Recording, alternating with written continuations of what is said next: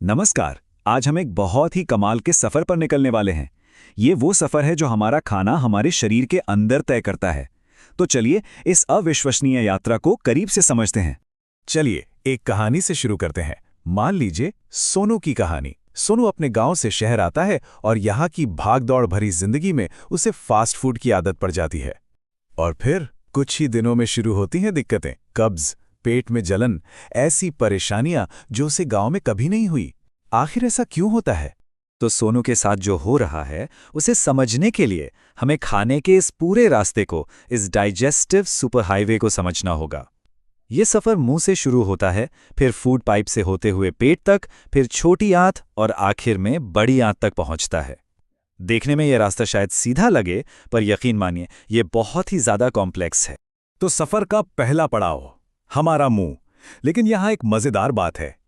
पाचन की प्रक्रिया मतलब डाइजेशन का प्रोसेस मुंह में पहला निवाला डालने से भी पहले शुरू हो जाता है। जी हाँ, सिर्फ खाने को देखकर या उसकी खुशबू से ही। हमारे मुंह में जो लार यानी सलाइवा बनता है वो सिर्फ पानी नहीं है। अरे ये तो एक कमाल का डाइजेस्टिव लिक्विड है। इसके अंदर एमिलेज नाम का एंजाइम होता है जो कार्बोहाइड्रेट्स को वहीं तोड़ना शुरू कर देता है। इतना ही नहीं, इसमें एंटीबॉडीज भी होती हैं जो मुंह के अंदर ही कीटाणुओं का सफाया कर देती हैं। इसीलिए तो कहते हैं अच्छे डाइजेशन का पहला नियम खाने को हमेशा अच्छी तरह चबा चबा कर खाना। अच्छा, जब हम खाना निगलते हैं तो एक बहुत ही स्मार्ट सिस्टम काम करता है। एपिग्लॉटिस नाम का एक छोटा सा ढक्कन हमारी सांस की नली को तुरंत बंद कर देता है ताकि खाना गलत जगह ना जाए। फिर शुरू होता है पेरिस्टाल्सिस का जादू। ये ना हमारी फूड पाइप की मांसपेशियों की एक लहर जैसी हरकत है जो खाने को नीचे पेट की तरफ धकेलती है। और ये लहर इतनी ताकतवर होती है कि अगर कोई उल्टा लटक कर भी खाना खाए तो भी खाना पेट तक पहुंच ही जाएगा। है ना कमाल की बात? चलिए, खाना अब अपने सफर के दूसरे और बहुत अहम पड़ाव पर पहुंच चुका है, हमारा पेट। इसे एक तरह का एसिडिक चैम्बर समझिए, जिसे खास तौर पर खाने को गलाने के लिए ही बनाया गया है। आपको जानकर हैरानी होगी कि हमारा पेट हर रोज करीब करीब 1.5 से 2 लीटर हाइड्रोक्लोरिक एसिड बनाता है। ये एसिड खाने को पचाने और खतरनाक बैक्टीरिया को मारने के लिए बहुत जरूरी है। अब सवाल ये उठता है कि इतना खतरनाक एसिड पेट को ही क्यों नहीं जला देता? इसका जवाब है म्यूकस की एक मोटी परत जो पेट की दीवारों को इस एसिड से बचाकर रखती है। और जब ये बैलेंस बिगड़ता है ना, तभी एसिडिटी और जलन जैसी दिक्कतें शुरू होती हैं। और यहीं पर सोनू वाली कहानी का असली मतलब समझ आता है। देखिए, रोटी जैसा जो हमारा पारंपरिक खाना है वो पेट में करीब 2 घंटे में पच जाता है, लेकिन मैदे से बने मोमोज या दूसरे प्रोसेस्ड फूड्स उन्हें पचने में 4 से 6 घंटे तक लग सकते हैं। जाहिर है, जब खाना इतनी देर पेट में रहेगा तो भारीपन तो महसूस होगा ही। पेट सिर्फ एक थैली नहीं है, ये लगातार काम करता है।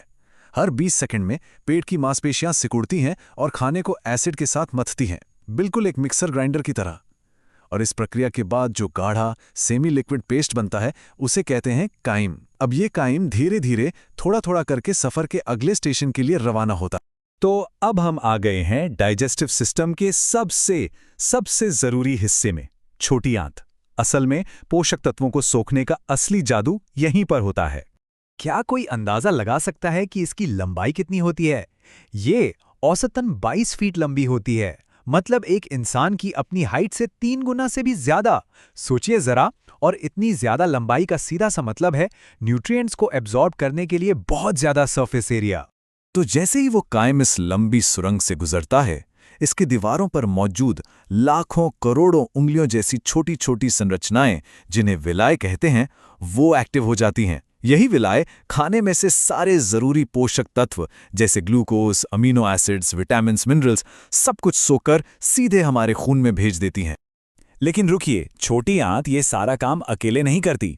इसके 2 बहुत बड़े मददगार हैं, लिवर और पैंक्रियाज। लिवर से बाइल नाम का जूस आता है जो फैट को पचाने में मदद करता है, और पैंक्रियाज से आते हैं पावरफुल एंजाइम्स जो प्रोटीन और कार्ब्स को तोड़ते हैं। सच कहें तो ये दोनों हमारे डाइजेशन के असली गुमनाम हीरो हैं। अब तक खाने में से ज्यादातर अच्छी चीजें निकाली जा चुकी हैं, तो जो कुछ भी बचा खुचा वेस्ट मटेरियल है वो अब अपने सफर के आखिरी पड़ाव की तरफ बढ़ता है, यानी बड़ी आंत की तरफ। यहां पर जरा समय पर गौर कीजिए। खाना पेट में रहा करीब 2 से 4 घंटे, छोटी आंत में 4 से 6 घंटे, लेकिन बड़ी आंत में यहाँ ये 30 से 40 घंटे तक रह सकता है। जी हाँ, सबसे ज्यादा समय वेस्ट मटेरियल यहीं गुजारता है, शरीर से बाहर निकलने की तैयारी में। तो इतने घंटों तक ये यहाँ करता क्या है? इसका सबसे बड़ा काम है बचे हुए पानी को सोखना। यहीं पर सारा खेल है। अगर ये जरूरत से ज्यादा पानी सोख ले तो कब्ज यानी कॉन्स्टिपेशन हो जाता है, और अगर कम पानी सोखे तो लूज मोशन। इसके अलावा ये हमारे शरीर के लिए फायदेमंद बैक्टीरिया का घर भी है, जो हमारी इम्यूनिटी के लिए बहुत जरूरी है।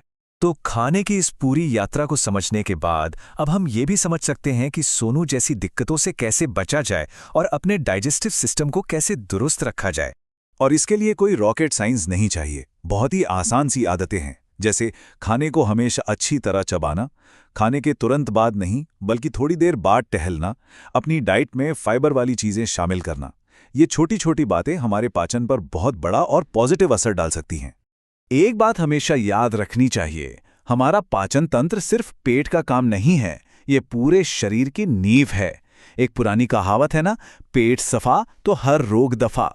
अगर हमारा डाइजेशन सही है तो बीमारियां हमसे अपने आप दूर रहती हैं। खाने का ये पूरा सफर हमें दिखाता है कि हमारा शरीर वाकई में कितनी कमाल की और कितनी जटिल मशीन है। तो अब सोचने वाली बात यह है कि इस बेहतरीन मशीन को चलाने के लिए जो ईंधन हम इसे दे रहे हैं, क्या वो सही है?